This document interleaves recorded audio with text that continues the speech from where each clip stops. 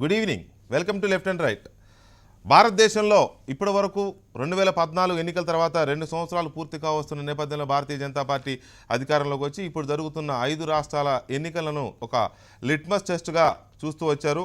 Bharatiya Janata party పనితీరుక లేక రాష్ట్రాల్లో ఉన్న ప్రాంతీయ పార్టీల హవా కొనసాగుతుందా, ఈ పరిణామాలు కానీ ఇవాళ ప్రజలు వినియోగించుకున్న ఓటు హక్కు ఫలితాలు కానీ ఎలా ఉండబోతున్నాయి, ఇది బీజేపీ పరిపాలనకు నిదర్శనమా లేక రాష్ట్రాల్లో ప్రాంతీయ పార్టీల ఆధిపత్యానికి మరొకసారి రుజువుగా నిలవబోతున్నాయా, మరోవైపు కాంగ్రెస్ పార్టీ తన ఆధిక్యాన్ని నిరూపించుకుంటుందా లేక నానాటికి దిగజారుతున్నట్టుగానే ఇంకా దిగజారుతుందా అనేది చాలా కీలకమైన పరిణామం. అయితే సీతారాం యేచూరి నాయకత్వంలో మొదటిసారిగా కీలకమైన రాష్ట్రాల్లో తాను ఇంతకుముందు అధికారం చెలాయించిన రాష్ట్రాల్లో ఎన్నికలకు వెళ్ళిన సిపిఎం పార్టీకి ఎలా ఉండబోతోంది, ఇది సీతారాం యేచూరి నాయకత్వ పటిమ కూడా ఇది ఒక పరీక్ష లాంటిదని లెఫ్ట్ వర్గాలు అంచనా వేస్తున్న నేపథ్యంలో పశ్చిమ బెంగాల్, కేరళ రాష్ట్రాల్లో ఎన్నికలు ఎలాంటి ఫలితాలు చూడబోతున్నాం మనం అనేది ఇప్పుడు ఎగ్జిట్ పోల్స్ వస్తున్నాయి.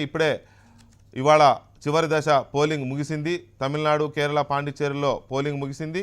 అయితే తమిళనాడు, కేరళ రాష్ట్రాల్లో వర్షాల కారణంగా పోలింగ్ కాస్త ఆలస్యంగా నడుస్తోంది. 7 గంటల వరకు పోలింగ్ నడిచే అవకాశం ఉంది కాబట్టి ఎగ్జిట్ పోల్స్ ఇంకా బయటికి రాలేదు. ప్రత్యేకించి అస్సాం అండ్ పశ్చిమ బెంగాల్కు సంబంధించి ఇప్పటికే ఎగ్జిట్ పోల్స్ వచ్చాయి. ఒకసారి చూసినట్లయితే చాలా కీలకమైన ఈ 2 రాష్ట్రాల్లో కూడా కాంగ్రెస్ పార్టీకి మరొకసారి ఎదురు దెబ్బే తగులుతోంది.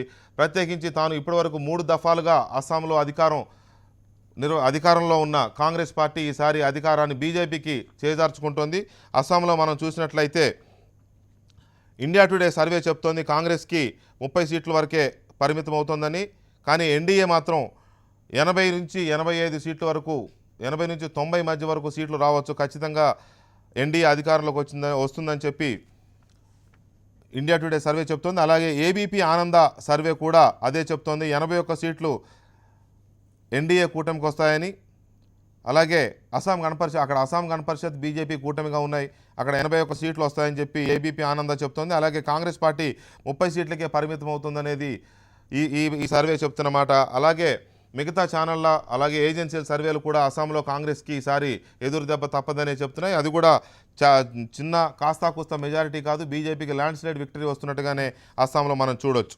అలాగే పశ్చిమ బెంగాల్ కూడా మరొకసారి మమతా బెనర్జీని పశ్చిమ బెంగాల్ ఓటర్లు భుజానికి ఎత్తుకున్నారు. అక్కడ లెఫ్ట్ కాంగ్రెస్ కూటమిని వారిద్దరి పొత్తుని ప్రజలు యాక్సెప్ట్ చేయలేదు. రకరకాల కుంభకోణాలు, శారద అంటూ రకరకాల కుంభకోణాలతో మమతా బెనర్జీని ఉక్కిరిబిక్కిరి చేసిన, దర్యాప్తు సంస్థలు ఉక్కిరిబిక్కిరి చేసిన, ఇటీవల ఒక భారీ ఫ్లైఓవర్ కూలిపోయిన అటువంటివేవి కూడా ఎన్నికల్లో ప్రజలు పట్టించుకోలేదు. మమతా బెనర్జీకి అద్భుతమైన విజయాన్ని కట్టబెడుతున్నట్టుగా మనకి ఎగ్జిట్ పోల్స్ చెబుతున్నాయి. బెంగాల్లో ఏబీపీ ఆనంద చూసినట్లయితే 178 సీట్లు మమతా బెనర్జీకి వస్తాయని. అలాగే ఇండియా టుడే 230 నుంచి 250 మధ్య వరకు సీట్లు, అంటే ఒక రకంగా ఏకపక్షంగా ఇంతకు ముందు కంటే ఎక్కువ సీట్లు కట్టబెడుతూ ఇస్తున్నట్టుగా ఇండియా టుడే చెప్తోంది.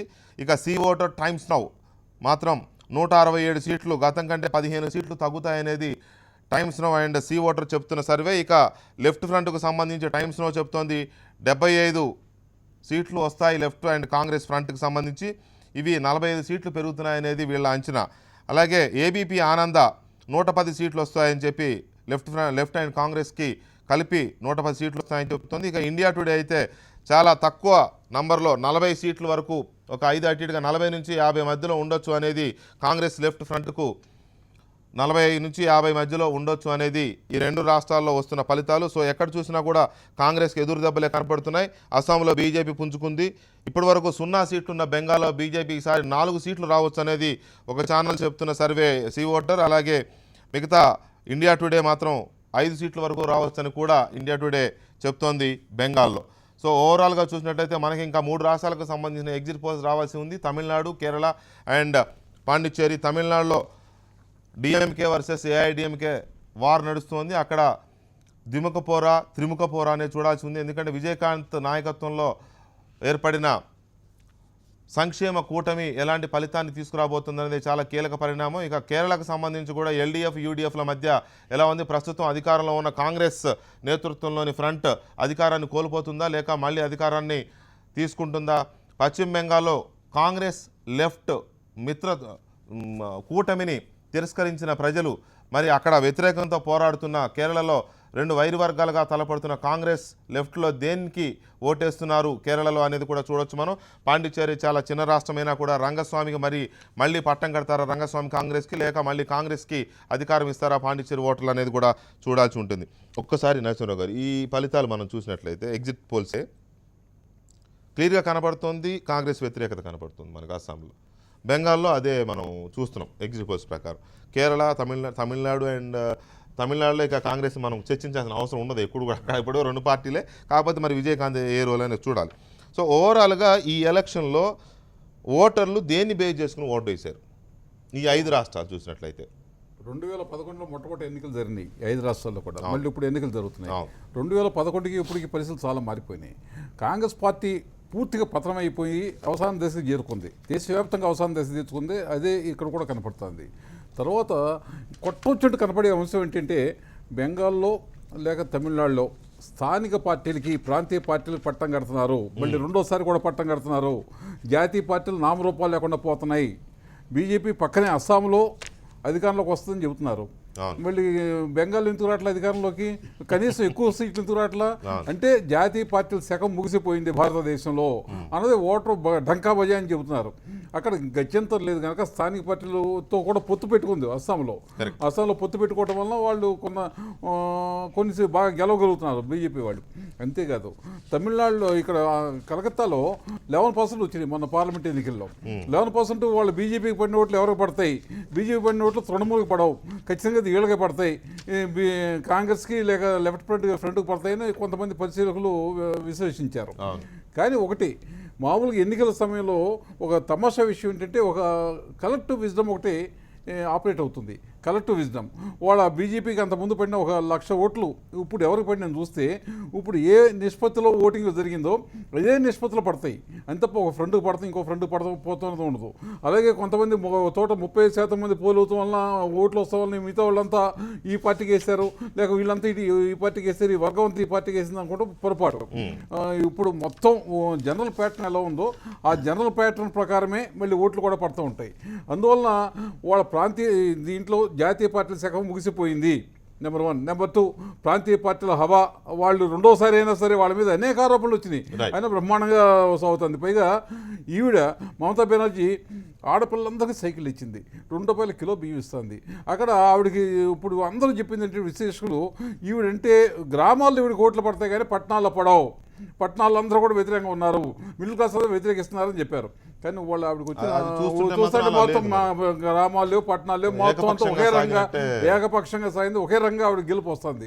అలాగే తమిళనాడులో ఇంకా రిజల్ట్స్ రాలేదు కానీ ఆవిడ కూడా ఇలా పెద్ద అలాగే ఉన్నాయి అక్కడ నుంచి వస్తున్నా. అలాగే ఈ డిబేట్లో విశ్లేషకులు లక్ష్మీనారాయణ గారు, అలాగే లోక్సత్తా మాజీ నాయకులు కటార్ శ్రీనివాసరావు గారు, అలాగే బీజేపీ అధికార ప్రతినిధి ప్రకాష్ రెడ్డి గారు స్టూడియోలో ఉన్నారు. ఇంకా శ్రీనివాసరావు గారు సిపిఎం జాతీయ కార్యదర్శి వర్గ సభ్యులు శ్రీనివాసరావు గారు ఢిల్లీ నుంచి ప్రత్యక్ష ప్రసారం అందుబాటులో ఉన్నారు. మరి కాసేపట్లో కాంగ్రెస్ పార్టీ సీనియర్ నేత డాక్టర్ మల్లు రవి కూడా మనతో జాయిన్ అవుతారు. ముందుగా లక్ష్మణ్ గారు, మీ అనాలిసిస్ ఏంటి? ఓవరాల్గా చూస్తే అస్సాము, పశ్చిమ బెంగాల్ కనపడుతుంది మన కళ్ళ ముందు. అస్సాంలో కాంగ్రెస్ రిజెక్టెడ్, బెంగాల్లో రిజెక్టెడ్, లెఫ్ట్తో కలిసినా కూడా రిజెక్టెడ్. మమతా బెనర్జీ మీద విపరీతమైన వ్యతిరేకత ఉంది, అలాగే విపరీతమైన అవినీతి ఆరోపణలు ఉన్నాయి ఆ పార్టీ నాయకుల మీద అని. ఇక్కడ గమనించాల్సిన విషయం ఏంటంటే మమతా బెనర్జీ ఎవరి మీదైతే ఆరోపణలు వచ్చాయో చిట్ ఫండ్ కుంభకోణంలో కానీ ఇంకా వాళ్ళనే మళ్ళీ టికెట్లు ఇచ్చి నిలబెట్టారు.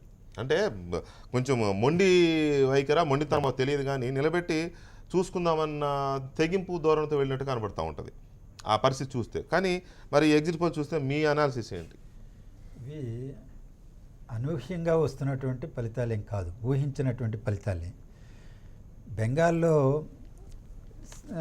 తృణమూల్ కాంగ్రెస్ యొక్క గత చారిష్మా తగ్గింది నాయకురాలికి, మమతా బెనర్జీకి. ఒక ఛానల్ చెప్తుంది పెరుగుతుంది కావచ్చు, భవిష్యత్తులో తెలిసిపోతుంది నా అవగాహన. మిగిలినటువంటి ఎగ్జిట్ పోల్స్ చూసినా కానీ కొంత స్ట్రెంగ్త్ తగ్గుతూ ఉంది, ఓటింగ్ పర్సంటేజ్ కూడా తగ్గుతుంది. అవినీతి అనేది ఒక ప్రధానమైనటువంటి అంశంగా ఎన్నికల్లో ప్రభావితం కలిగించడం గత కొన్ని సంవత్సరాలుగా మనం గమనిస్తాం చాలా రాష్ట్రాల్లో. అందువల్ల అక్కడ కూడా అది ప్రధానమైనటువంటి అంశంగా రాలా. ఇతర పరిపాలనా విధానాన్ని చూసినప్పుడు ఇవాళ ఆమెకి అంత వ్యతిరేకతను కూడగట్టుకోలేదు ఇంకా యాంటీ ఎస్టాబ్లిష్మెంట్ అంత రాలేదు, ముందు నుంచి వస్తున్నటువంటి వార్తలే. అవును. కాకపోతే ఆమెకు కొన్ని సీట్లు తగ్గుతాయి, లెఫ్ట్కి కొన్ని పెరుగుతాయి. ఇక్కడ లెఫ్ట్ కాంగ్రెస్తో కలవడం అనేటువంటిది అంత రుచించదగినటువంటి అంశం కాదు. కొంత తొందరపాటుతోనే వ్యవహరించి కలిసినట్టుగా కనిపిస్తుంది. కానీ ఆ కలగిక్కు కూడా బహిరంగంగా ప్రకటించి ఒకరికొకరు క్యాంపెయిన్లు కూడా చేసుకోవాలి ఓట్ ట్రాన్స్ఫర్ కావడానికి. ఓట్ ట్రాన్స్ఫర్ అయ్యేటువంటి ఒప్పందం కూడా లేనప్పుడు ప్రజలు దాన్ని ఆదరించేటువంటి అవకాశం కూడా తక్కువ అనేటువంటిది ముందు నుంచే తెలుస్తుంది. అందువల్ల బెంగాల్ ఇది చూస్తే ఆ ఎగ్జిట్ పోల్స్ నేనైతే పెద్ద ఆశ్చర్యపోవడం లేదు. ఇక అస్సాంకు సంబంధించి వస్తే కాంగ్రెస్ పార్టీ గడిచిన 3 దఫాలుగా నెగ్గుకుంటూ వచ్చారు. ఇది యాంటీ ఎస్టాబ్లిష్మెంట్ ఉండడానికి అవకాశం ఉంది. 4వ దఫా వాళ్ళు ఎన్నికల్లోకి వెళ్ళారు. దానికి తోడు ఢిల్లీలో అధికారంలో లేరు, పతనావస్థలో కాంగ్రెస్ పార్టీ ఉన్నది. నరసింహరావు గారు అన్నట్టు దేశవ్యాప్తంగా కూడా ఇబ్బందుల్లో ఉంది. అవినీతి ఆరోపణలు రోజు రోజుకు పెళ్ళిపుగుతున్నాయి కాంగ్రెస్ పైన, కొత్త కూడా వస్తున్నాయి. అందువల్ల కాంగ్రెస్ పార్టీకి ఈసారి అక్కడ అవకాశమే లేదనేటువంటి పరిస్థితుల్లో బీజేపీకి, అందులో అస్సాం గణ పరిషత్తో కలిసింది కాబట్టి కూటమి రెండూ కలిసిన దానివల్ల అడ్వాంటేజ్లు పడింది, వాళ్ళు వచ్చే అవకాశాలు ఉన్నాయనేది అనుకుంటున్నాం. ఇక మిగిలిన రాష్ట్రాలకు సంబంధించి రాలేదు కాబట్టి తర్వాత మిగిలిన రాష్ట్రాలు ఇంకా రాలేదు. దాని తగ్గట్టు ప్రధాన మోడీ కూడా ఈశాన్య రాష్ట్రాలకు సంబంధించి ఎక్కువ ఫోకస్ చేస్తున్నట్టుగా కొన్ని ప్యాకేజీలు ఇవ్వడమో, లేకపోతే అస్సాంను మన్మోహన్ సింగ్ 10 ఏళ్ళు ప్రధానిగా ఉండి అస్సాంకి ఏం చేశారని ఒక శాంపిల్ తీసుకొచ్చి వాళ్ళకు బెంగాల్లో, తమిళనాడులో, కేరళలో పెద్ద క్లెయిమ్ లేదు కాబట్టి అధికారానికి వచ్చే అది కాదు, ప్రాతినిధ్యం కోసం పోరాటమే కాబట్టి ఒకరినో ఇద్దరు గెలిపి అస్సాం మీదనే ఎక్కువ దృష్టి పెట్టారు. 5 రాష్ట్రాల్లో కనీసం అస్సాంలో బాగా వేస్తే దానివల్ల నార్త్ ఈస్టర్న్ స్టేట్స్లో బంగ్లాదేశ్ నుంచి ఎక్కువ కాంతి సీకుల సమస్య ఉన్న అస్సాంలో దాని మీద కూడా ఫోకస్ చేసి కాస్త బంగ్లాదేశ్ ఫ్రెండ్షిప్ పెంచడం కూడా దౌత్య సంబంధాల్లో. ఒక చిన్న విషయం చెబుతాను. ఎన్నికల్లో ఆదర్శప్రాయుల మమతా బెనర్జీ ఆదర్శప్రాయాల లేక వాళ్ళు ఆదర్శప్రాయాల వాళ్ళకి ఓటేద్దామా లేదని ఎప్పుడు ఆలోచించరు, రిలేటివ్గా చూస్తారు. ఈ పార్టీ బెటరా, ఈ పార్టీ బెటరా, వాళ్ళ అక్కడున్న కాంగ్రెస్ వామపక్ష కూటమి బెటరా, ఈవిడ బెటర్ అని చూస్తే దానికన్నా ఈ చిన్నపిల్లడు కూడా చెప్పగలడు అక్కడ దానికన్నా వీళ్ళు కోటి రెట్లు బెటర్ అని. శ్రీనివాసరావు గారు, వస్తున్న ఎగ్జిట్ పోల్స్ కానీ లేకపోతే ప్రజలు తీసుకున్న ఆ డెసిషన్ కానీ మనకి క్లియర్గా కనపడుతుంది. ఇక తమిళనాడు, కేరళ మనకి రాకపోవచ్చు కానీ సిమ్టమ్స్ అలాగే ఉండే ఫలితాలు మనకు అనిపిస్తూ ఉంటుంది. సో ఈ పరిస్థితుల్లో ఎందుకు ప్రజలు ఈ రకమైన మళ్ళీ నిర్ణయం తీసుకున్నారు? ఇందులో ఇందాక లక్ష్మణ్ గారు చెప్పినట్టు ఒకటి, మీకు వెస్ట్ బెంగాల్ తీసుకుంటే 30 ఏళ్ళు వామపక్షాలు అక్కడ రూల్ చేసినాయి.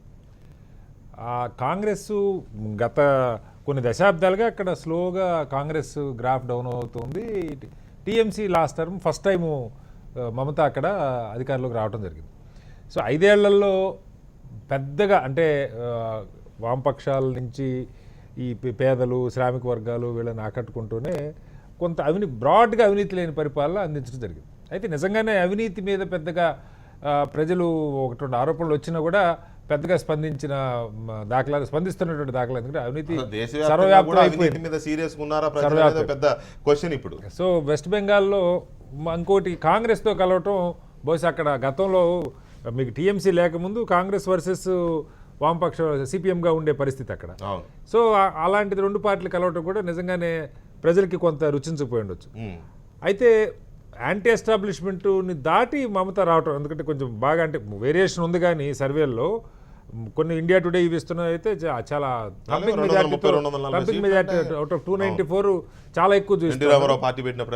కాబట్టి అబ్సల్యూట్ మెజార్టీ ఖాయంగా అక్కడ వచ్చే అవకాశం ఉంది. ఇక అస్సాం వచ్చేసరికి మనం ఇప్పుడు కాదు, గత 7-8 నెలలు సంవత్సర కాలంగా భారతీయ జనతా పార్టీ ప్రధానంగా అస్సాం మీద దృష్టి పెట్టారు.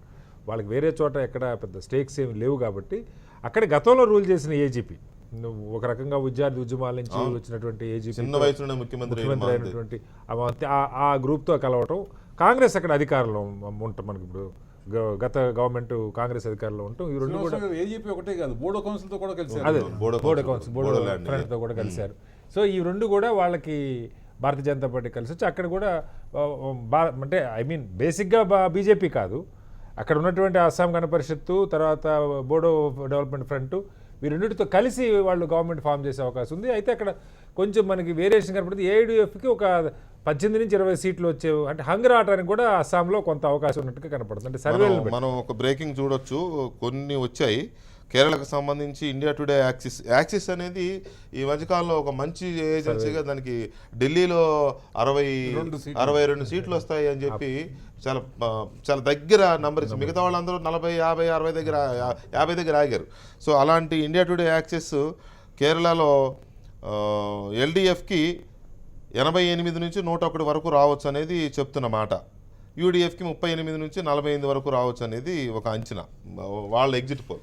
సో అక్కడ వామపక్షాలు ఎల్డిఎఫ్కి కేరళలో మళ్ళీ తిరగబడినట్టు కనపడుతుంది. ఇక తమిళనాడుకు సంబంధించి న్యూస్ నేషన్ సంస్థ ఇస్తుంది డిఎంకేకి అధికారాన్ని కట్టబెడుతుంది. జయలలిత లూజింగ్ అనేది వీళ్ళ అంచనా. మరి చూడాలి, 114 నుంచి 118 వరకు న్యూస్ డిఎంకేకి రావచ్చు, అన్నా డిఎంకేకి 100 వరకు ఉండొచ్చు అనేది. అంటే చాలా చాలా స్లైట్ దీంట్లోనూ 114, 100 అంటే మరి చూడాలి. పీడబ్ల్యూఎఫ్ ఫ్రంట్ ఉంది కదా, దానికి 14 వస్తాయి అనేది. బీజేపీ 4 సీట్ల వరకు ఉంటుంది అనేది. ఇండిపెండెంట్ 9 మంది ఉంటారనేది వాళ్ళు చెప్తున్నమాట. తమిళనాడు మనం ఆశించింది థర్డ్ ఫ్రంట్ కొంత బలపడుతున్నట్టుగా ముందు ఒక సంకేతాలు వచ్చినాయి. చాలా కేరళ మాత్రం రెండు ఏజెన్సీలు చెప్తున్నాయి ఎల్డిఎఫ్కి ఛాన్సెస్ ఉన్నాయని. సో ముందు శ్రీనివాసరావు గారు నమస్కారం. శ్రీనివాసరావు గారు వినిపిస్తుందా? నా మాట వినిపిస్తుందా? వినిపిస్తుందండి, వినిపిస్తుంది, చెప్పండి. ఏంటి మీ అనాలిసిస్ ఏంటి ఈ ఎగ్జిట్ పోల్స్ మీద? మళ్ళీ పశ్చిమ బెంగాల్లో మళ్ళీ మమతా బెనర్జీకి ఇచ్చేస్తున్నారు, కానీ కేరళలో రిటైన్ చేస్తున్నారు క్లియర్గా ఎగ్జిట్ పోల్స్ అంచనాల ప్రకారం. సీతారామ యేచూరి గారి నాయకత్వంలో మీరు బలంగా ఉన్న 2 కీలకమైన రాష్ట్రాల్లో జరుగుతున్న మొదటి ఎన్నికలు ఇవి. సో ఈ రెండిట్లో పశ్చిమ బెంగాల్ని గెయిన్ చేయలేకపోతున్నారు, కానీ కేరళలో గెయిన్ చేస్తున్నారు. కాంగ్రెస్తో పోరాడినందుకు ప్రజలు కేరళలో పట్టం కడుతున్నారు. కాంగ్రెస్తో చేతులు కలిపినందుకు బెంగాల్లో తిరస్కరించబడ్డారు. అంటే మీరు విశాఖపట్నంలో చేసిన తీర్మానంలో మేము ఎవరితోనూ కలిసి పనిచేయము, ప్రత్యేకించి కాంగ్రెస్ బీజేపీలకి దూరంగా ఉంటామనే నిర్ణయాన్ని బెంగాల్ ప్రజలు స్వాగతించారు. కేరళ ప్రజలు స్వాగతించారు. బెంగాల్ ప్రజలు మీరు అక్కడ చేసిన పనికి నెగిటివ్గా తీర్పునిచ్చారు.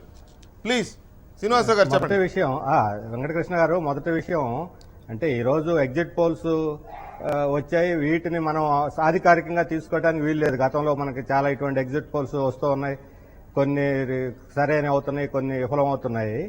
కానీ by and large Assam, Bengal, Tamil Nadu, Kerala ఇప్పుడు మీరు ఏదైతే చెప్పారో కొన్ని ఎగ్జిట్ పోల్స్ సంబంధించిన ఫలితాలు, వాటిని నేనేం ఛాలెంజ్ చేయట్లేదు. ఎందుకంటే నాకేం ప్రత్యేకమైన ఆధారం లేదు, మీడియాలో వస్తున్నటువంటి వార్తలు తప్ప మనకు ప్రత్యేకించేమీ లేదు. కానీ ఇక్కడ ఏమిటంటే బెంగాల్లో మమతా బెనర్జీ హయాంలో 5 ఏళ్లలో ఒక రకంగా ప్రజాస్వామ్యం కూని అయిపోయి అరాచక పరిపాలన వచ్చింది. ఇది వాస్తవం. గ్రామాల్లో అయినా పట్టణాలైనా సరే రవిడీల రాజ్యం. ఇప్పుడు మీరు చెప్పారు ఇందాక శారదా కుంభకోణంలో ఉన్న వాళ్ళకి టికెట్లు ఇచ్చారంటే టికెట్లు ఇచ్చుకోవాల్సినటువంటి ఒక దుర్భరమైన పరిస్థితిలో వాళ్ళు నెట్టబడ్డారు. అలాంటి వాళ్ళు తప్ప వాళ్ళకి వేరే వాళ్ళు లేరు అసలు అక్కడ. ఎందుకంటే మొత్తం తృణమూల యంత్రాంగమే అవినీతిలో కూరుకుపోయింది. రవిడీలు ఆడవాళ్ల మీద అత్యాచారాలు చేయటం ప్రతిరోజు ఎక్కడో చోట ఘటన. ఇంతకుముందు బెంగాల్లో ఎప్పుడు మనం వినుండం. అలాంటి పరిస్థితుల్లో బెంగాల్లో మమతా బెనర్జీని ఓడించడమే ఓ ప్రధాన రాజకీయ కర్తవ్యంగా తీసుకుని అక్కడ వామపక్షాలు ప్రయత్నం చేశాయి. అయితే ఫ్రంట్లు, కలయికలు, తప్పొప్పులు వీటన్నిటిని రేపు మరలా మా కేంద్ర కమిటీ జరుగుతుంది, దాన్ని మేము సమీక్ష చేస్తాం. మేము విశాఖపట్నం మహాసభలో తీర్మానించుకున్నటువంటి రాజకీయ విధానానికే కట్టుబడి ఉన్నాం. దాన్ని ఉల్లంఘించేటువంటి సమస్య లేదు. అది ఎక్కడన్నా ఉల్లంఘన జరిగితే దాని మీద మేము కేంద్ర కమిటీలో చర్చించి దాని తగిన చర్య కూడా తీసుకోవడం జరుగుతుంది. కానీ విషయం అది కాదు. ఈ రోజు ఉన్నటువంటి పరిస్థితుల్లో తృణమూలు మరలా తిరిగి అధికారంలోకి కానీ వస్తే మరింత అరాచక పరిపాలన బెంగాల్లో కొనసాగుతుంది తప్ప ప్రజాస్వామ్యం అనేది ఏ రకంగానూ అది ఉపయోగపడదు. అంటే కేరళలోనంటే మీకు మమతా బెనర్జీ మీకు నచ్చదు కాబట్టి ఆమె వస్తే అరాచకం వచ్చినట్టేనా? ఉన్న వాస్తవిక పరిస్థితి లెక్కలు తెలియజేస్తున్నాయి. ఇప్పుడు మా మీద దాడులు చేశారు, మమ్మల్ని చంపారనే ఒక ఆస్పెక్టే కాదు. ఈరోజు ఏ రాజకీయ పార్టీ కూడా అక్కడ స్వేచ్ఛగా పనిచేయగలిగిన పరిస్థితి లేదు. అది సిపిఎంఏ కాదు, వామపక్షాలు మాత్రమే కాదు, కాంగ్రెసే కాదు, ఈవెన్ బీజేపీ కూడా ఎవరు కూడా అక్కడ స్వేచ్ఛగా పనిచేయగలిగిన పరిస్థితి కాదు. మోడీ వెళ్లి మాట్లాడిన ఉపన్యాసాలు కూడా మీరు వినుంటారు. బీజేపీ నాయకులు, వాళ్ళ నాయకులు, కార్యకర్తలు కూడా హత్యలు చేయబడ్డారు. అందుకని అదొకటే కాదు, ప్రజల మీద దాడులు. ఇప్పుడు ఎన్నికల టైంలో చూసుకుంటే సెంట్రల్ ఫోర్సెస్ పోయినాయి. సెంట్రల్ ఎలక్షన్ కమిషన్ చాలా స్ట్రిక్ట్ గా వ్యవహరించింది. కొన్ని పోలీసు కేరళకు సంబంధించి మళ్ళీ ఎల్డీఎఫ్ కి ఇస్తుంది ఎగ్జిట్ పోల్స్. సో మళ్ళీ మీరు అక్కడ అధికారంలోకి కేరళలో వస్తున్నాక ఎగ్జిట్ పోల్స్ చెప్తున్నారు సార్. మీరు ఎగ్జిట్ పోల్స్ మీద పెద్దగా మనం నమ్మాల్సిన అవసరం లేదు, చూడాలన్నారు. ఎనీవే అయినా కూడా మీకు అధికారం వచ్చినట్టుగానే నేను ఫీల్ అవుతున్నాను, ఎందుకంటే ఎగ్జిట్ పోల్స్ క్లియర్గా ఉన్నాయి కాబట్టి. సో దాని మీద మీ రియాక్షన్ ఏంటి? సహజంగా కేరళలో ప్రతిసారి ఒక టర్మ్ యూడీఎఫ్ ఒక టర్మ్ ఎల్డీఎఫ్ జరుగుతుంది కాబట్టి ఈసారి యూడీఎఫ్ పోయి ఎల్డీఎఫ్ వస్తుందని చెప్పినటువంటి సర్వసాధారణంగా అందరూ అనుకున్నది. కానీ యూడీఎఫ్ కాలంలో 5 ఏళ్ళు అక్కడ కూడా ప్రధానమైన సమస్యగా అవినీతి ముందుకు వచ్చింది. స్వయంగా ముఖ్యమంత్రి ఇరుక్కుపోయారు, మంత్రులు ఇరుక్కుపోయారు, సారా కుంభకోణంలో చాలా పెద్ద ఇది జరిగింది. కాబట్టి అవినీతి అనేది ఈరోజు కేరళలో అక్కడ మధ్యతరగతి కూడా బాగా విస్తరించింది కాబట్టి దీన్ని ప్రధాన సమస్యగా చేసుకున్నారు. బీజేపీ కుల మత సంస్థలను కొన్నిటిని రెచ్చగొట్టి వాళ్ళలో చీలికలు తీసుకొచ్చి ఇప్పుడు ఎస్ఎన్డీపీ లాంటి సంస్థలనే రాజకీయమయం చేసి వామపక్షాలను దెబ్బతీయాలని బీజేపీ ప్రత్యేకంగా అక్కడ ప్రయత్నం చేసింది. అదేం ఫలిస్తుందని నేను అనుకోవట్లేదు. ఎందుకంటే కేరళలో కులమత పార్టీలు ఉన్నా అక్కడ ఉన్నటువంటి సాంప్రదాయాలు, అక్కడ ఉన్నటువంటి ఉద్యమాలు, సామాజిక ఉద్యమాలు, ఈ పూర్వరంగంలో కులతత్వాన్ని మతత్వాన్ని వాళ్ళు పెద్దగా ఆదరించరు పార్టీలు ఉన్నప్పుడే కూడా. అందుకని సహజంగానే అక్కడ ఎల్డీఎఫ్ వస్తుందనేటువంటి ఇది సర్వత్రా వ్యాపించింది, వస్తుందని మేము కూడా ఎక్స్పెక్ట్ చేస్తున్నాం. రైట్. ప్రకాష్ రెడ్డి గారు, ఒక ఉపశమనం బీజేపీకి నరేంద్ర మోడీ ప్రధానమంత్రి అయిన దగ్గర నుంచి దాదాపు ఎదురు దెబ్బలే. ఢిల్లీ దగ్గర తగిలిన షాక్ ఇక కోలుకోలేని షాక్ అది. ఢిల్లీ బీహార్ రెండే సరే, అది 2 చాలండి. మీరు కాశ్మీర్లో ఏదో తిప్పలు పడ్డారు కానీ ఢిల్లీ బీహార్ అని మామూలు దెబ్బలు కాదు. హర్యానా మేము గెలిచాం కదా సార్, హర్యానా గెలిచాం. హర్యానా ఎంత సార్ దాన్ని? 10 పార్లమెంట్ సీట్లు. సో ఎనీవే ఢిల్లీ నుంచి మొదలైన దెబ్బ హర్యానా ఢిల్లీ కంటే ముందు కదా. అవును, జస్ట్ ముందే. జస్ట్ ముందు అదే. సో మీకు కాస్త ఉపశమనం. ప్రధాని మన్మోహన్ సింగ్ లాంటి 10 ఏళ్ళు ప్రధానమంత్రి చేసిన మన్మోహన్ సింగ్ ప్రాతినిధ్యం వహించే అస్సాంలో బీజేపీ రావడం అనేది మీకు కాస్త ఉపశమనం. అట్ ది సేమ్ టైం కేరళలో మళ్ళీ కమ్యూనిస్టులు రావడం అనేది కొంచెం ఆలోచించుకోదగ్గ పరిణామం. ఇప్పుడున్న ఈ అన్సర్టనిటీ ఏంటి సార్, అది అసహనం ఈ దేశంలో ఈ పరిస్థితుల ప్రచారం ఈ జరుగుతున్న నేపథ్యంలో కేరళలో కమ్యూనిస్టులు రావడం కొంచెం ఇబ్బందికరం, అస్సాంలో మీరు రావడం మీకు కాస్త ఉపశమనం. ఇంకొక ఉపశమనం బీజేపీ అక్కడ పశ్చిమ బెంగాల్లో కూడా కాంగ్రెస్ అండ్ కమ్యూనిస్టుల కూటమికి ప్రజలు తిరస్కరించడం కూడా మీకు కాస్త ఉపశమనమే. ఓవరాల్గా మీరు ఎక్స్పెక్ట్ చేసింది ఏంటి? ఎగ్జిట్ పోల్స్లో కనబడుతున్నది ఏంటి? మేము ఎక్స్పెక్ట్ చేసిన కూడా ఇంచుమించు ఇదేనండి. ఇదే ఎక్స్పెక్ట్ చేశారా? ఇంచుమించుగా అంతే. మేము అంటే కేరళలో సుమారుగా మేము ఎక్స్పెక్ట్ చేస్తాం. నాకున్న సమాచారం ప్రకారం మేము 21 సీట్లలో బలంగా పోటీ చేశాం. 8 సీట్లు మేము ఖచ్చితంగా గెలుస్తాం కూడా. మా వరకు మేము 8 సీట్లు గెలుస్తాం. మీరు ప్రయోగం కూడా చేశారు అని అనుకోస్తాం. నారాయణ గురు గారి గ్రూప్ సురేష్ గోపికి, ప్రముఖ super star cinema actor Suresh గోపికి రాజ్యసభ ఇచ్చారు ఎన్నికల ముందు కావాలని. అలాగే cricketer Sreesanth, young cricketer star, అతనికి టికెట్ ఇచ్చారు. అందుకోసం చెప్తాం మేము 8 సీట్లు ఎక్స్పెక్ట్ చేస్తున్నాం సుమారుగా. 21 సీట్లు మేము బలంగా పోటీగా నిలబడ్డాము. 8 సీట్లు మా వరకు, మా బీజేపీ వరకు 8 సీట్లు ఎక్స్పెక్ట్ చేస్తున్నాం. కష్టంగా మేము 3 నుంచి 5 సీట్లు ఖచ్చితంగా గెలుస్తాం అనేటువంటి విశ్వాసంతో మేము వాళ్ళు అదే చెప్తున్నారు. 3 నుంచి 5 సీట్లు మేము గెలుస్తాం అనేట 8 మేము ఎక్స్పెక్ట్ చేస్తున్నాం సీట్లు. మేము గట్టిగా పోటీ నిలబడి 21 సీట్లు ఖచ్చితంగా, దాంట్లో డౌట్ ఏం లేదు. గతంలో మాకు ఒక్క సీటు కూడా లేదు ఇప్పటివరకు. ఈవెన్ తమిళనాడులో కూడా మాకు గతంలో ఒక పార్లమెంట్ సీట్ కోయంబత్తూరు గెలిచిన మీకు Bengal, Tamil Nadu, Kerala, and even for that matter Assam కూడా. అస్సాంలో మీకు 2011 ఎన్నికల్లో మేము గెలిచింది 5 సీట్లే. మాకు ఇప్పుడు సిట్టింగ్ 5 సీట్లే ఉన్నాయి. మేము గెలిచిన సీట్లు ఇప్పుడు అట్ ది సేమ్ టైం మేము పార్లమెంట్ ఎన్నికల్లో, మొన్న పార్లమెంట్ ఎన్నికల్లో మేము 7 పార్లమెంట్లు గెలిచిన. మాకు వచ్చినటువంటి అసెంబ్లీలో సెగ్మెంట్ వారిగా కౌంట్ చేస్తే మాకు వచ్చిన 70 సీట్లు మాత్రమే. అంటే మేము 70 సీట్లు అది పార్లమెంట్కి వచ్చినప్పుడు అసెంబ్లీకి స్థానికమైనటువంటి సమస్యలతో తగ్గే అవకాశం కూడా సహజంగా ఉంటుంది. ఢిల్లీలో 7 సీట్లు గెలిచినా 7 మేము మళ్ళీ మొత్తం పోయింది కదా, మాకు అట్లా కౌంట్ చేయడానికి అవసరం లేదు. బట్ నేను రాజకీయంగా నమ్ముతున్నటువంటి విషయం ఏంటంటే, నాకు పొలిటికల్ పార్టీగా ఒక బీజేపీ ప్రతినిధి కాకుండా, బట్ ఒక విషయం చాలా స్పష్టంగా నేను పొలిటికల్ అనాలిసిస్ చెప్తున్నాను. ఎక్కడెక్కడైతే జాతీయ పార్టీలు అయినప్పటికి కూడా ఎక్కడెక్కడైతే స్థానికంగా బలమైన నాయకత్వాన్ని మేము డెవలప్ చేయగలుగుతామో అక్కడక్కడ మా పార్టీకి కానీ కాంగ్రెస్ పార్టీకి ఫర్ దట్ మ్యాటర్ ప్రాంతాలలో కూడా బలమైనటువంటి నాయకత్వం డెవలప్ చేయగలిగితే అధికారం తీసుకోవడం పెద్ద కష్టమైన పని కాదనేది ఈరోజు అసెంబ్లీ ఎలక్షన్స్లో ప్రూవ్ చేస్తుంది. సర్వానంద సోనోవాల్ని మేము ముఖ్యమంత్రి అభ్యర్థిగా ప్రకటించాం. గత ఎన్నికల్లో ప్రకటించాల్సినటువంటిది అనేక రాజకీయ కారణాలతో ప్రకటించలేకపోయినా ఈ ఎన్నికల్లో మేము ముందే ప్రకటించి ఆయన నాయకత్వంలో పనిచేసాం. బెంగాల్లో మాకు అంత బలమైన నాయకుడు తృణమూల్ కాంగ్రెస్ మమతా బెనర్జీనో లేకపోతే ఇంకొక నాయకుడినో ఫేస్ చేయగలిగినటువంటి నాయకత్వం మా కాడ వ్యక్తులు కానీ ఒక 2-3 వ్యక్తులు కానీ, ఒక వ్యక్తి మా పార్టీతో ఒక వ్యక్తి కాదు కానీ ఒక బలమైనటువంటి ఒక 2-3 మేము ప్రొజెక్ట్ చేయడంలో కానీ ఎలివేట్ చేయడంలో కానీ కొంత విఫలమైన కారణం కానీ బెంగాల్లో కానీ తమిళనాడులో కానీ మాకు కొంచెం, అంటే ఏ రాష్ట్రంలో అయినా సార్ ఫర్ దట్ మ్యాటర్, ఒక జాతీయ పార్టీకి నరేంద్ర మోడీని చూసే ఓటేస్తారు చేస్తారు అనుకోవడం కరెక్ట్ కాదు. పొరపాటు సోనియా గాంధీని చూసి ఓటేస్తారు అనుకోవడం కరెక్ట్ కాదు. స్థానిక జాతీయ పార్టీలైనా స్థానికంగా ఫేస్ ఆఫ్ ది స్టేట్ ఇది ఫేస్ ఆఫ్ ది స్టేట్ ఉండాలి. ఒక రాజశేఖర్ రెడ్డి లాగా మీకు అందుకోసం ఎగ్జాంపుల్ కాంగ్రెస్ పార్టీలో కూడా కాంగ్రెస్ పార్టీ లెఫ్ట్ పార్టీస్ కి బుద్ధదేవ్ భట్టాచార్య లెఫ్ట్ పార్టీ సిద్ధాంతపరం కంటే సో మన అంతకుముందు ముఖ్యమంత్రి గారు జ్యోతి బస్ గారు కాబట్టి 30 ఏళ్ళు లాగరగలిగాడు. That is the main reason బెంగాల్లో. ఫేస్ ఆఫ్ ది స్టేట్స్ ఉండాలనేది ఒక రియలైజేషన్ జాతీయ పార్టీ. ఈవెన్ చెన్నారెడ్డి గారు అంతకుముందు 78లో ఈవెన్ 89లో కాంగ్రెస్ పార్టీ పరిస్థితి బాగా దిగజారినప్పుడు ఎన్టీ రామారావు గారు ఒక స్టార్ వర్డ్ ముఖ్యమంత్రిగా ఉన్నప్పుడు చెన్నారెడ్డి గారు రీఇన్స్టేట్ అయ్యి మళ్ళీ తెలంగాణ ఆంధ్రప్రదేశ్లో కాంగ్రెస్ను పట్టుకొచ్చాడు. అక్క బలమైన నాయకత్వాన్ని ప్రొజెక్ట్ చేయాలనే ఆలోచనలో మేము కూడా ఉన్నాం. అయితే ఎక్కడెక్కడ అవకాశం ఉంటుంది అక్కడక్కడ నాయకత్వం పెరగడానికి కొంత అవకాశాలు. 5 రాష్ట్రాల ఎన్నికలు చూస్తే ఇది బీజేపీ గెయిన్ అయినట్టే ఖచ్చితంగా. మీకు అందుకోసం చెప్పిన బెంగాల్లో కూడా మొన్న అసెంబ్లీ ఎలక్షన్స్ పార్లమెంట్ ఎలక్షన్స్ జరిగినప్పుడు మాకు 24 అసెంబ్లీ సెగ్మెంట్స్లో మాకు మెజార్టీ వచ్చింది నిజానికి. అయితే పోలరైజేషన్ జరుగుతున్నప్పుడు ఓట్లు ఇక్కడక్కడ పోలిస్తే మేము 4 ఇప్పటికి కూడా అనుకుంటున్నాం 8 నుంచి 10 సీట్లు గెలుస్తాం అనేటువంటి గట్టి నమ్మకంతో వాళ్ళ సర్వేలో అయితే 4 నుంచి 5 సీట్లు వస్తాయని చెప్తున్నారు. బట్ ఇది వాస్తవమైన పరిస్థితి. అందుకోసం మేము జాతీయ స్థాయిలో మేము ఒక నరేంద్ర మోడీ గారి నాయకత్వం ఉన్నా, అంతకుముందు అటల్ బిహారీ వాజ్పేయి గారి నాయకత్వం ఉన్నా, స్థానిక నాయకత్వం పెంచుకున్నప్పుడు తమిళనాడులో కూడా ఏదో చేయాలని చాలా రాజకీయం చేశారు మీరు. మేము పెద్దలందరూ చెప్పిన ఒక క్లారిఫికేషన్ చెప్తాను. అస్సాం విషయంలో మేమే ప్రధాన పార్టీ. ఈ రోజున అస్సాం గణ పరిషత్తు 20 సీట్లు పోటీ చేస్తుంది, మిగతా వాళ్ళు 8 సీట్లు పోటీ చేస్తుంది.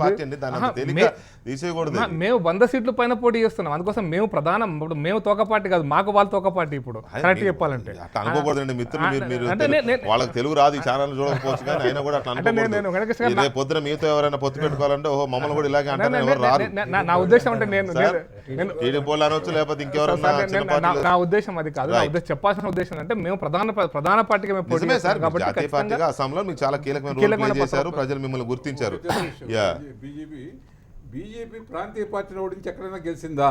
అది ఇంపార్టెంట్. ఎప్పుడు కూడా కాంగ్రెస్ పార్టీ ఎక్కడ ఉందో అక్కడ బీజేపీ ఉంటుంది. కాంగ్రెస్ ఉంటే బీజేపీ, బీజేపీ ఉంటే కాంగ్రెస్. ఇవి తప్ప ఎక్కడా కూడా ఓడించి గెలిచిన సందర్భం. సార్ మీకు బెస్ట్ ఎగ్జాంపుల్ చెప్తాను sir. Best example Ramakrishna Hegde Congress Janata party ఉండి అక్కడ కాంగ్రెస్ పార్టీ ఉన్నప్పుడు అక్కడ ప్రాంతీయ పార్టీ ప్లేస్ లో బీజేపీ లోకల్ పార్టీ కాదండి, అది జాతీయ పార్టీ. మీకు Deve Gowda for that matter Deve Gowda party. ఇదే ఎగ్జాంపుల్, ఇదే అనాలిసిస్ మనము ఒక 6 సంవత్సరాల క్రితం 29 రాష్ట్రాలు ఒక కర్ణాటక. కర్ణాటకలో బలమైన పార్టీలు అంటే కాంగ్రెస్, బీజేపీ. ఫైనల్ ఒక చెప్తా సార్, ఉత్తరప్రదేశ్ లాంటి ఒక పెద్ద రాష్ట్రంలో ఎస్పీ బీఎస్పీ నడిచినటువంటి చెంకులోంచి ఈరోజు ఎవరు వచ్చారు అక్కడికి? ఇక్కడ బీజేపీ 73 పార్లమెంట్ సీట్లు నేను అందుకోసం చెప్పాను, స్థానిక పార్టీలో స్థానిక నాయకత్వాన్ని పెంచగలిగితే మేము ఉత్తరప్రదేశ్ లో మేము అధికారంలోకి ఆ ప్రయత్నంలో ఉన్నాం. ఖచ్చితంగా మేము ప్రాంతీయ పార్టీలు మేము జాతీయ పార్టీలు లేవు అనేటువంటి దానికి ఎగ్జాంపుల్ చెప్తూ నేను ఈ విషయం చెప్తాను. మేము ఖచ్చితంగా జాతీయ స్థాయిలో ఎదుగుతాం. డాక్టర్ రవి గారు, ఎగ్జిట్ పోల్స్ చూసిన తర్వాత చాలా క్లియర్గా కాంగ్రెస్ పార్టీకి ఒక పెద్ద ఎదురు దెబ్బగానే కనపడుతోంది ఇది. ఎందుకంటే అస్సాంలో అధికారాన్ని కోల్పోయారు, కేరళలో ఉమెన్ చాందీ పదవిని కోల్పోతున్నారు. ఎగ్జిట్ పోల్స్ ప్రకారం కోల్పోతున్నట్టే. అక్కడ కమ్యూనిస్ట్ ఫ్రంట్ వస్తుంది లెఫ్ట్. అక్కడ దోస్తీనా ఇక్కడ కుస్తీనా అన్న మరి ప్రైమ్ మినిస్టర్ స్లోగన్ రీసౌండ్ ఇచ్చిందో తెలియదు, లేకపోతే జనం కూడా అలాగే ఆలోచించారో తెలియదు. కానీ బెంగాల్లో కూడా మీ పొత్తును యాక్సెప్ట్ చేయలేదు, అక్కడ కూడా కాంగ్రెస్కి ఎదురు దెబ్బనే అబాస్ పాలైనట్టే. అస్సాంలో మూడు తరాలుగా 3 టర్ములుగా వస్తున్న అధికారాన్ని కోల్పోవాల్సి వచ్చింది అస్సాంలో. ఇక తమిళనాడును మనం పాండిచ్చేరి గురించి పెద్దగా మాట్లాడుకోవాల్సిన అవసరం లేదు, పాండిచ్చేరి చిన్నది కాబట్టి చూడాలి. తమిళనాడు ఎలాగో ఇంకా అక్కడ కౌంటే ఉండదు అసలు, డిఎంకే ఏఐడిఎంకే ఇదే ఉంటుంది కాబట్టి. సో ఓవరాల్గా ఈ వచ్చిన ఎగ్జిట్ పోల్స్ కానీ ప్రజలు ఇచ్చిన తీర్పును కానీ ఎలా చూస్తున్నారు మీరు? అంటే ఇది ముందుగా ఊహించినటువంటి రిజల్టే అని మేము అనుకుంటున్నాం. ఒక్క వెస్ట్ బెంగాల్లో తప్ప. వెస్ట్ బెంగాల్ ఏం ఊహించారు? వెస్ట్ బెంగాల్లో ఈ లెఫ్ట్ ఫ్రంట్తో కాంగ్రెస్ కలిసి పోటీ చేస్తుంది కాబట్టి అక్కడ కాంగ్రెస్ లెఫ్ట్ ఫ్రంట్ ఏమన్నా వస్తుందేమో అనుకున్నాం. అదర్వైజ్ కేరళలో చూసినప్పుడు ఎప్పటి నుంచో మీరు ఎప్పుడు చూసినా ఎల్డీఎఫ్ ఒకసారి యూడీఎఫ్ ఒకసారి ఎక్స్ట్రాడినరీ కండిషన్ తప్ప. ఇంకోటి అస్సాము సంబంధించి కంటిన్యూస్గా ఒకే వ్యక్తి 3 టర్మ్స్ ముఖ్యమంత్రిగా వచ్చిండు అక్కడ. ఆ వచ్చిన తర్వాత మామూలుగా ప్రజాస్వామ్యంలో ప్రజలు మార్పు కోరుకుంటారు. ఇది కూడా ఆ యాంటీ ఎస్టాబ్లిష్మెంట్కి సంబంధించి వచ్చినటువంటి ఓట్లుగా మేము భావిస్తున్నాం. అక్కడ అస్సాంలో అది మామూలుగా జరుగుద్ది.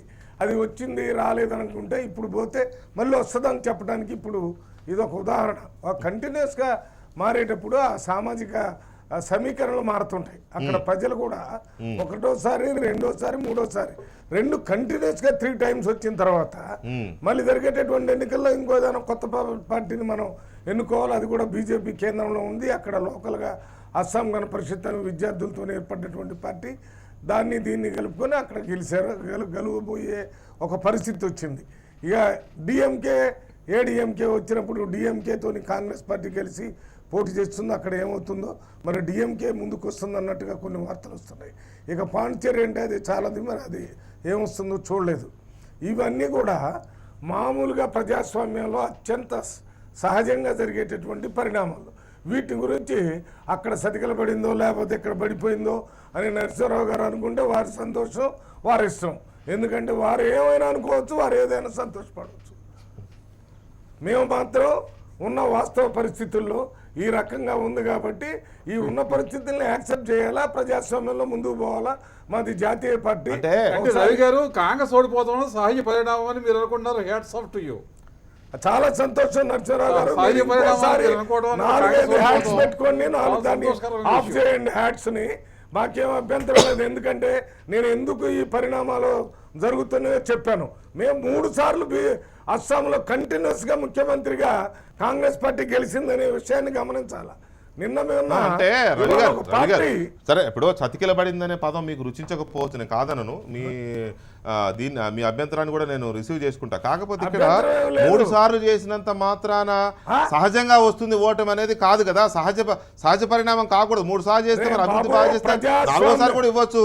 జ్యోతి బస్ ఇచ్చిన సందర్భాలు చాలా తక్కువ. ఆ తక్కువని ఎందుకు ఎగ్జాంపుల్ గా తీసుకోకూడదు, ఎక్కువ ఎందుకు ఎగ్జాంపుల్ గా తీసుకోవాలి? ఇప్పుడు ఉన్నటువంటి ఆ రూలింగ్ పార్టీలు కానీ లేకపోతే పార్టీల కాంబినేషన్ దృష్టిలో పెట్టుకుంటే ఇప్పుడు తప్పనిసరిగా ఆ పరిణామం వస్తుందని మేము ఊహించాం. ఎందుకంటే అక్కడ వేరే బంగ్లాదేశ్ నుంచి వచ్చిన వాళ్ళకి ఓటింగ్ ఇచ్చే కార్యక్రమంలో కానీ, ఇవ్వకుండా ఉండటంలో కానీ, అక్కడ ఉన్నటువంటి ఏమైనా ట్రైబల్ గ్రూప్స్తో గొడవలు కానీ, వీటన్నిటినీ అధిగమించి ఒకటోసారి, రెండోసారి, మూడోసారి కంటిన్యూస్గా కాంగ్రెస్ పార్టీ వచ్చింది. కేరళకు వచ్చినప్పుడు అక్కడ ఎల్డీఎఫ్, యూడీఎఫ్ అనేది ఆల్టర్నేటివ్ జరుగుతుంది. మరి వెస్ట్ బెంగాల్లో అయితే ఇప్పుడు టీఎంసీ వచ్చింది, ఆల్రెడీ ఉంది. దాని మీద లెఫ్ట్ ఫ్రంట్తో కలిసి మేము పోటీ చేశాం కాబట్టి ఆ పోటీ చేసినప్పుడు మరీ కంప్లీట్గా ఎక్కడో పనికిరాని స్థాయిలో పోలేదు. అది కూడా ఒక స్థాయి దాకా వచ్చి మంచి అపోజిషన్గా ఉండటం కూడా ప్రజాస్వామ్యంలో చాలా అవసరం అనే విధంగా ఉంది అక్కడ వెస్ట్ బెంగాల్లో ఆ పోల్స్ చూస్తే.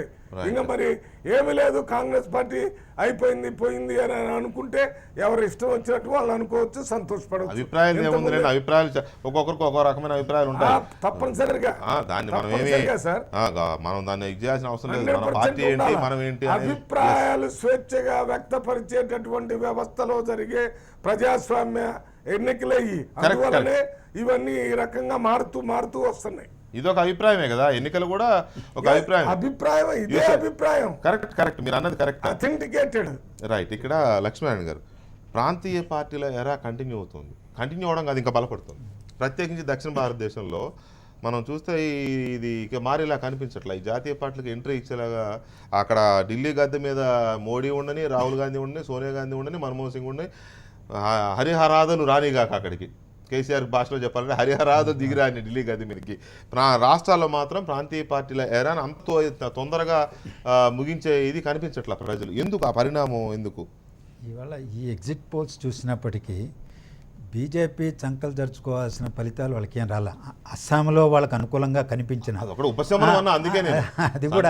అది కూడా కాంగ్రెస్ యాంటీ ఎస్టాబ్లిష్మెంట్ తప్పనిసరిగా 15 సంవత్సరాల తర్వాత 15 సంవత్సరాల తర్వాత ఈ పార్టీలు సహజంగానే అది ఎదుర్కొంటుంటాయి. అది యాంటీ గవర్నమెంట్ ఓటే కానీ బీజేపీ అనుకూల ఓటు అని భావించుకుంటే పొరపాటు. అది ఒకటి. రెండవది, అక్కడ కూడా ఒక స్థానిక ప్రాంతీయ పార్టీని కలుపుకున్నారు కాబట్టి ఆ ఓటు కూడా కలవడంతో అది వాళ్ళు సత్ఫలితాలు సాధిస్తున్నారు. మనకి తమిళనాడు కూడా క్లియర్గా తమిళనాడుకు వచ్చేటప్పటికి క్లియర్గానే వచ్చేసింది. యాక్సిస్ ఇండియా టుడే కూడా 140 వరకు రావచ్చు డిఎంకే కానీ అనేది అక్కడ. ఇక్కడ తమిళనాడుకు వచ్చేటప్పటికి విజయకాంత్ పోయిన ఎన్నికల్లో ఏఐడిఎంకే జయలలిత కలిసి పోరాటం చేశారు, కలిసి ప్రయాణం చేశారు. వాళ్ళు అసలు ప్రధాన ప్రతిపక్ష పార్టీగా వాళ్ళకే వచ్చింది, డిఎంకేకి కూడా రాలా, వాళ్ళు విడిపోయిన తర్వాత. సో ఇప్పుడు ఏంటంటే ఆయన విడిపోయి వామపక్షాలు వైగోతో కలిసినటువంటి ఫ్రంట్ కట్టాడు, ఏఐడిఎంకేతో విడిపోయి. డిఎంకే అనేటువంటిది అధమస్థితికి పోయినటువంటి పార్టీ, జాతీయ పార్టీగా ఉన్న కాంగ్రెస్తో కలిసి ఈరోజు ఎన్నికల ఫ్రంట్ కట్టింది. ఈక్వేషన్స్ మూడు కూటమిల మధ్య జరిగింది. ఇప్పుడు మూడో ఫ్రంట్ ఎన్ని ఓట్లు తీసుకున్నదనే దాని మీద ఆధారపడి ఉంటుంది. యాంటీ గవర్నమెంట్ ఓటు ఎక్కువగా మూడో ఫ్రంట్ తీసుకున్నందుకు అనుకోండి, విజయకాంత్ నాయకత్వంలో ఉన్నటువంటిది, సహజంగానే ఏఐడిఎంకే నష్టపోయింది, డిఎంకేకి ప్రయోజనం పొందాలా. ఒకవేళ ఓట్లు తక్కువగా తీసుకున్నది అనుకోండి, అప్పుడు డిఎంకేకి ఎక్కువ ప్రయోజనం కలిగి ఉండొచ్చు ఏఐడిఎంకే కంటే కూడా. ఈ విధంగా ఈక్వేషన్స్ కొంత చూడాలి, ఇంకా వెయిట్ చేయాలి. తమిళనాడు ఎన్నికలు మాత్రం కొంత వెయిట్ చూసాల్సినటువంటి, ఇంకా 2-3 ఎగ్జిట్ పోల్స్ కూడా తెలుసుకోవాల్సినటువంటి అవసరం ఉంది. ఎందుకంటే జయలలిత పైన అంత వ్యతిరేకత లేదు, అదే సందర్భంలో డిఎంకే ఏమీ అంత పుంజుకోలేదు, కానీ ఒక పార్టీ దానికి కలిసింది. ఏఐడిఎంకేకి బలమైన అలై లేరు, తన అలైగా ఉన్నటువంటి బలమైనటువంటి విజయకాంత్ లెఫ్ట్ వైగోతో కలిసి మూడో ఫ్రంట్కి వచ్చారు. ఈక్వేషన్స్ మారినాయి. ఆ ఈక్వేషన్స్ మారినటువంటి పూర్వరంగంలో ఓటింగ్ పర్సెంటేజ్ ఎలా వస్తుందని వైగో లాస్ట్ లో డ్రాప్ అయ్యారు కదా, తను పోటీ చేసినటువంటి 2 చోట తన స్థానం నుంచి తమిళనాడు సంబంధించి ఇంకో విషయం చెప్పాలి. జయలలిత మొట్టమొదటిసారిగా ఒంటరిగా పోటీ చేసింది. ఏనాడు ఒంటరిగా పోటీ చేయాల, కాంగ్రెస్ తోనే కలిసింది, బీజేపీతోనే కలిసింది, లేక మిగతా వైగోతో కానీ లోకల్ పార్టీస్ తో కానీ. డిఎంకే కాంగ్రెస్ తో కలిసి ఈమె బీజేపీతో, వారు బీజేపీతో కలిసి వీరు కాంగ్రెస్ తో, అలాగే లోకల్ విజయకాంత్ తో కలిసింది. మొన్న విజయకాంత్ బీజేపీ ఇక్కడ తమిళనాడుకు వచ్చేప్పటికి గతంలో ఒక ఫ్రంట్ ప్రయత్నం చేసింది ముందు మీరు అన్నట్టు. ఈసారి అలాంటి అవకాశం కూడా దొరకల, అందువల్ల బాగా అంటే ప్రయోగాలు ఎక్కువైసరికి ఎవరు దగ్గర రాలేదు, ఎవరిలో ఒకళ్ళు నమ్మితే బాగుండేది, గేమ్ ఆడదాం అనుకున్నారు. ఇక్కడ లోకల్ గా ఉన్న ప్రాంతీయ పార్టీల మధ్య ఒక కాంపిటీషన్ పెట్టి గేమ్ ఆడదాం అనుకున్నారు, అది కాస్త బెడ్స్ కొట్టినట్టుంది. ఒక్క నిమిషం, మనకి కేతిరెడ్డి జగదీశ్వర్ రెడ్డి గారు తమిళనాడులో తెలుగు యువశక్తి ప్రెసిడెంట్ వారు, అలాగే అక్కడ జయలలిత మీద పోటీ చేశారు. తెలుగుకు సంబంధించి, తెలుగు భాషకు సంబంధించి జయలలిత చాలా అన్యాయం చేస్తున్నారనే ఉద్దేశంతో తమిళనాడులో ఉన్న తెలుగు వారి ప్రతినిధిగా నిలబడాలనే ఉద్దేశంతో 2 నియోజకవర్గాల్లో వారు పోటీ చేశారు. కేతిరెడ్డి జగదీష్ రెడ్డి గారు టెలిఫోన్ లైన్లో ఉన్నారు. జగదీష్ రెడ్డి గారు నమస్తే అండి. నమస్తే అండి. జగదీష్ రెడ్డి గారు, ఇక్కడ ఇప్పటి వరకు మాకు అందుతున్న ఎగ్జిట్ పోల్స్ ప్రకారం చూస్తే ఇండియా టుడే కానీ న్యూస్ నేషన్ కానీ వీళ్ళు చెప్తున్న దాని ప్రకారం డిఎంకే అధికారంలోకి వస్తున్నట్టుగా చాలా క్లియర్ మెజారిటీ ఉంది. అంటే ఒక 20 సీట్లు అన్నా డిఎంకే కంటే డిఎంకేకి ఎక్కువగా వస్తున్నాయనేది. పోనీ మిగతా ఇతరులు ఎవరైనా కలుస్తారా అనుకుంటే వారికి పెద్ద ఎక్కువ లేవు, బీజేపీకి 4 లేదా 3 వస్తున్నాయి, ఇతరులు కూడా 3, 4, 5 ఇట్లా కంటే ఎక్కువ వస్తున్న పరిస్థితి కనిపించట్లే. సో మీ అంచనా ఏంటి ఓవరాల్గా తమిళనాడు ఎగ్జిట్ పోల్స్ మీద, ఎన్నికలు జరిగిన తీరు మీద, ఎవరికి అధికారం వస్తుంది అనే అంచనాల మీద మీ విశ్లేషణ ఏంటి జగదీశ్వర్ రెడ్డి గారు? యాక్చువల్ గా సార్, ఈ ఉచిత పథకాల పేరుతో లేట్ గా మేనిఫెస్టో రిలీజ్ చేసింది జయలలిత. అవును, మేనిఫెస్టో లేట్ గా రిలీజ్ చేసి సెల్ ఫోన్లు ఇస్తాము, గ్రైండర్లు ఇస్తాము, అవి ఇస్తాము, ఈ ఇస్తాము అని చెప్పి అన్ని ప్రకటించింది. గతంలో కూడా ఇదే విధంగా అందరూ కూడా ఇదే విధంగా ప్రకటిస్తారన్నమాట. ఇక్కడ ఏంటంటే దీంట్లో వచ్చిన మేజర్ ప్రాబ్లం ఏంటంటే ఇవన్నీ కిక్ బ్యాక్ స్కీమ్స్. ఏ గ్రైండర్ ఏ కంపెనీ దగ్గర ఇన్ని కొంటాం బల్క్ అంటే ఇంత కమిషన్ అని ఇస్తారు. వీటితో ఇక్కడ ఎన్నికలు జరుగుతాయి. ముందు మెయిన్ గా చెప్పాలంటే ఇది వాళ్ళు పెట్టుబడి పెడతారా ముందు? గ్రైండర్ కంపెనీల వాళ్ళు, మిక్సీల కంపెనీల వాళ్ళు, టీవీల కంపెనీల వాళ్ళు పెట్టుబడి పెడతారు పార్టీలకి. అదే విధంగా వీళ్ళే బినామీ పేర్లతో కంపెనీలు మొదలు పెడతారు. ఈ బల్క్ చైనాలో కొనుక్కొచ్చి ఇక్కడ ఒక ఆర్డర్ ఇచ్చినట్టు అట్లా ఇట్లా. సరే, ఇట్స్ డిఫరెంట్ ఇష్యూ అనుకోండి జగదీష్ రెడ్డి గారు, అది ఒక వేరే ఇష్యూ. ఎందుకంటే అన్ని పార్టీలు అదే హామీ ఇస్తున్నాయి కాబట్టి అన్ని పార్టీలు అలాంటి కుంభకోణాలకు పాల్పడవచ్చు, మీరు అన్నది కరెక్టే. బట్ ఇక్కడ అది కాదు కదా. ఇప్పుడు పర్టికులర్ గా ఏంటంటే అండి, బీజేపీ కొంచెం ఓట్లు సాధించింది అనుకోండి, జయలలితకి అపజయం తప్పదు. ఎందుకంటే చెప్పమంటారా, ఎప్పుడు కూడా బ్రాహ్మణులు తదితర వాళ్ళందరూ కూడా సాఫ్ట్ గా ఉన్న వాళ్ళందరూ జయలలితకి ఓటేస్తారు. ఓకే, వాళ్ళు ఇప్పుడు అందరు కలిసి బీజేపీకి వేశారు. వాళ్ళు బీజేపీకి వేశారు కాబట్టి జయలలిత గారు అధికారంలోకి రావడం కష్టం. అది అంతేకాకుండా తెలుగు ప్రజలందరూ కూడా కొన్ని జిల్లాల్లో, బార్డర్ జిల్లాల్లో మొత్తం కూడా జయలలితకి ఒక ట్రీట్మెంట్ ఇచ్చారు అనేది. అది ఏ రకంగా ఇచ్చారని అంటే 2006లో కరుణానిధి చట్టం తెచ్చినప్పటికి కూడా వారు మా అందరి విజ్ఞప్తి మేరకు దాన్ని అమలు చేయలేదు. ఈమె అధికారంలోకి వచ్చిన తర్వాత జయలలిత దీన్ని అమలు చేసి తెలుగు ప్రజల మీద ఒక ఉక్కు పదం మోపింది. ఇవన్నీ కూడా తెలుగు వాళ్ళని ఎక్కువ బాధించింది. తెలుగు ఓటర్ల పర్సంటేజ్ ఎంతండి తమిళనాడులో? 40% ఉంటారండి. మొత్తం తమిళనాడులో 40% తెలుగు ప్రజలు ఉన్నారండి.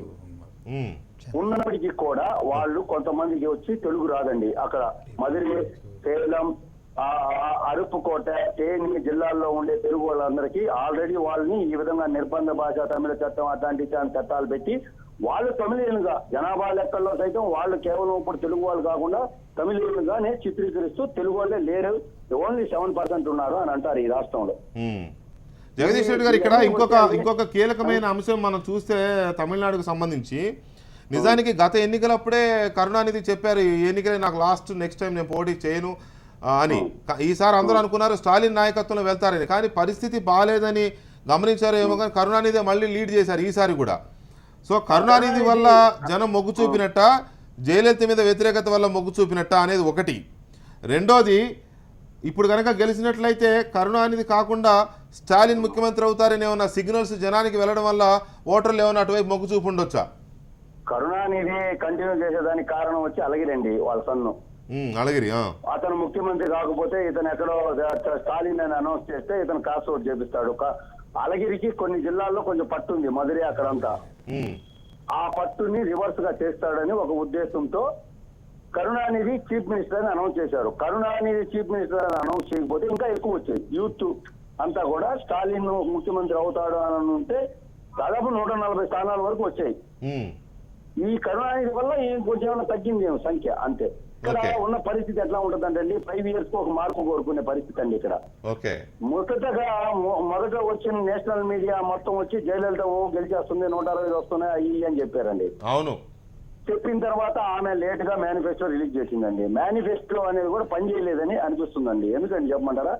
నేను ఈ రోజు తిరిగాను, నేను పోటీ చేశాను గెలుస్తాను అని నేను చెప్పను, కానీ నేను ఒక తెలుగు జనాలలో దాదాపు ఒక 10 లక్షల ఓట్ల వరకు తెలుగు భాష మీద ప్రేమ ఉన్నోళ్ళు జయలలిత వేయకూడదు అనే ఒక సంకల్పంతో నేను పనిచేశానండి. వేయకూడదని దాని మీద ప్రొజెక్ట్ చేసి తెలుగు ప్రజలు అలా తెలుగు ప్రజలు అందరూ అలాగే ఆలోచించారా? ఓటర్లు కూడా ఖచ్చితంగా ఆలోచించారండి. ఇక్కడ ఉన్న బార్డర్ జిల్లాల్లో ఇప్పుడు చెన్నై వచ్చి తెలుగుకి మెయిన్ ప్లేస్ అండి. 16 అసెంబ్లీ కాన్స్టిట్యున్సీల్లో రేపు చూడండి మీరు, రేపు వచ్చిన తర్వాత ఎన్ని వస్తాయో చూడండి. జయలలితకు 3ో 4ో రాబోతాయండి. 3ో 4ో అదేవిధంగా తిరువల్లూరు జిల్లా తెలుగు బెల్ట్ అండి, అక్కడ కూడా ట్రీట్మెంట్ ఇచ్చేదానికి సిద్ధంగా ఉన్నారు. అక్కడ 2 తెలుగు మంత్రుల్ని ఇద్దరిని బర్తరఫ్ చేసిందండి జయలలిత. ఏ కారణం చెప్పకుండా, తెలుగు ప్రజలకు సమాధానం చెప్పకుండా. ఇవన్నీ కూడా తెలుగు వాళ్ళని ఎక్కువగా బాధించినాయండి. తెలుగు ప్రజలు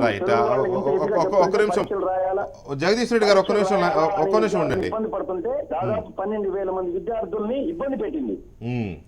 ఈ ఇబ్బందులన్నీ కూడా సైలెంట్ ద్వారా బయటకు వచ్చి ధర్నాలు వాటిలో పాల్గొనకుండా ఓటు అనే ద్వారా ఆమెకి గుణపాఠం చెప్పారని నేను చెప్తున్నానండి. రైట్ అండి, రైట్ జగదీష్ రెడ్డి గారు, థ్యాంక్ యూ వెరీ మచ్. తెలుగువాడిగా మీరు కూడా గెలవాలని కోరుకుంటాం. Thank you very much. Prakash Reddy గారు, ఇక్కడ 2 కీలకమైన అంశాలు జయలలితకు సంబంధించి తమిళనాడులో. ఒకటి, వారు చెప్పింది కరెక్టే, బ్రాహ్మణ్ కమ్యూనిటీ బీజేపీ వైపు ఉంటుంది కాబట్టి ఆవిడ బీజేపీతో పొత్తు పెట్టుకుంటే సిచ్యువేషన్ ఎలా ఉండేదో తెలియదు, కానీ అది కొంత దెబ్బతీయొచ్చు అనేది వారి అంచనా కరెక్ట్ అయి ఉండొచ్చు ఒకటి. రెండోది, జస్ట్ 1 year అవుతుంది వరదలు వచ్చి తమిళనాడులో, ప్రత్యేకించి చెన్నై ఆ చుట్టుపక్కల ప్రాంతాల్లో వరదలు చేసిన ఉత్పాతం అంతా ఇంత ఉత్పాతం కాదు. విశాఖపట్నానికి హుదూదుకి ఎంత ఉందో అంతకంటే ఎక్కువ వచ్చిందనే అంచనాలు ఉన్నాయి. సో ప్రభుత్వం అలాంటి సమయంలో రాష్ట్ర ప్రభుత్వం నిజానికి ఎంత చేసినా కూడా చేయలేదని అసంతృప్తి ఎక్కువ ఉంటుంది. కాబట్టి అది ఎక్కువ రోజులు అవ్వలేదు, ఎలక్షన్కి ఇన్నూ తుఫానికి ఎక్కువ రోజులు అవ్వలేదు, కాబట్టి దాని ఎఫెక్ట్ ఏమైనా ఉందా అనేది ఒకటి. రెండోది, జయలలిత ఆ తీర్పు, తన అవినీతి కేసుల విషయంలో తీర్పు, జైల్లో ఉండడం కొన్ని నెలల పాటు, మళ్ళీ బయటకు వచ్చిన తర్వాత కేసును అక్కడికి బదలాయించుకోవడం, ఆ తీర్పు 3 నెలల్లోనే, ఈమెకు శిక్ష పడిన 3 నెలలు తిరగకుండానే ఆమె నిర్దోషిగా బయటికి రావడం, ఆ తీర్పునేదో ఆవిడ లెక్కలు తప్పు రాసుకున్నారో తీర్పునే తప్పు రాసుకున్నారో తెలియదు, కానీ అలా కామెంట్స్ విమర్శలు కొన్ని వచ్చాయి. సో ఈ పరిస్థితిలో అదేమన్నా జనాన్ని ప్రభావితం చేసి ఉండొచ్చా? ఎందుకంటే జయలలిత చాలా ధీమాగా ఉన్నారు, గెలుస్తారని ప్రజలు కూడా అనుకున్నారు. ఆయన అన్నట్టు నేషనల్ మీడియా మొత్తం అదే ఎక్స్పెక్ట్ చేసింది. అందుకోసం సార్ ఇప్పుడు మనం ఓట్ల చీలికను బట్టి వాళ్ళు చెప్పిన దాంట్లో ఓట్ల చీలికను బట్టి కూడా డిసైడ్ చేసుకోవాలి. ఇప్పుడు వారి అంటే యాంటీ ఎస్టాబ్లిష్మెంట్ సార్ చెప్పారు, యాంటీ ఎస్టాబ్లిష్మెంట్ ఓటు ఎంత చీలింది అనేటువంటి దాన్ని బట్టి జయలలిత విన్నింగ్ ఆధారపడి ఉంటుంది. ఒకవేళ మీరు అన్నట్టుగా విజయకాంత్ గనక 30-40 సీట్లు వచ్చింటే ప్రభు జయలలిత అధికారంలోకి వచ్చేదేమో. అవును, విజయకాంత్ మరి అసలు అంటే ఎగ్జిట్ పోల్స్ మరి ఇవి చూడాలి. అంటే ఎగ్జిట్ పోల్స్ మనం దాని మీద డిస్కస్ చేస్తున్నాం కాబట్టి విజయకాంత్కి 40 చూపించింటే ప్రాబ్లీ జయలలిత దగ్గర అధికారంలో ఉండేది. ఎందుకంటే యాంటీ ఎస్టాబ్లిష్మెంట్ ఓట్లలో డిఎంకేకు విజయకాంత్కి చీలి ఉంటే ఈక్వేషన్స్ మారిపోయేవి. అట్లా చీలిన అవకాశం కనిపిస్తుంది. ఆయన అంత పెద్ద సినిమా యాక్టరు, ఆయన బీజేపీతో పొత్తు పెట్టుకోవడానికి నేను పొత్తు పెట్టుకుని ఇంతకుముందు తెలంగాణ ఆంధ్రప్రదేశ్లో చిరంజీవి మాట్లాడినట్టుగా బీజేపీ వద్దనకుండా నేను సెక్యులర్ అని చాలాసార్లు ఆయన స్టేట్మెంట్ ఇచ్చాడు.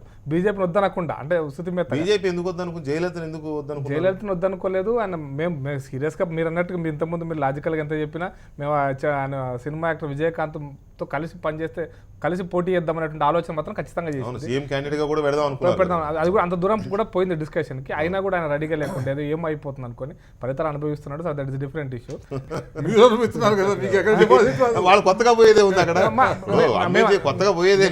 అయితే ఒక విషయం ఇంత వారు చెప్పిన కేతిరెడ్డి గారు చెప్పినట్టు ఒక విషయం మాత్రం ఏంటంటే మేము ఇంతకుముందు తమిళనాడులో మేము కోయంబత్తూరు పార్లమెంట్ సీట్ ఇండిపెండెంట్గా గెలిచాం, జయలలిత పొత్తు లేకుండా గెలిచాం.